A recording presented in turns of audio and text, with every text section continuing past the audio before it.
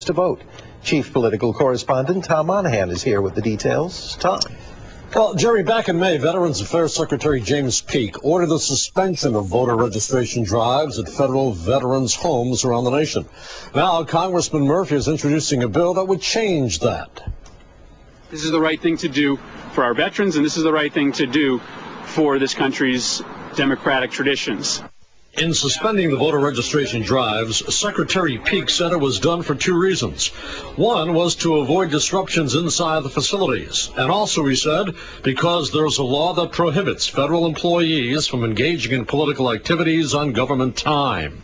An effort by a number of states to get Peake to change his mind did not work.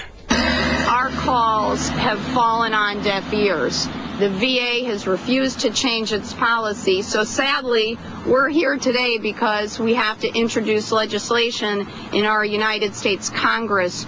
Today, Attorney General Richard Blumenthal called the ruling by Secretary Peake a travesty that mocks one of our most fundamental rights.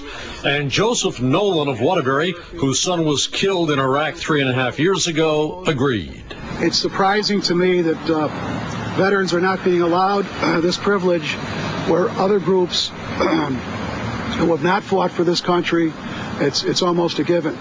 Along with allowing the voter registration of veterans inside VA hospitals, the bill being introduced by Murphy would also allow groups to help veterans request absentee ballots and also teach them how to use voting machines. Our nation, which has taken a broad and historic role on behalf of democracy around the world, should be obligated to accommodate the needs of the very people, our veterans, who helped make that vision possible.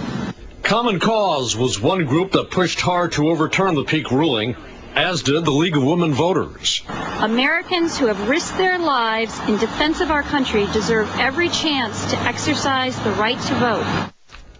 Now, Murphy says the bill he is introducing, along with fellow lawmakers from California and Pennsylvania, is on the fast track in Congress, and he's predicting the bill will get through the committee process by the end of this week.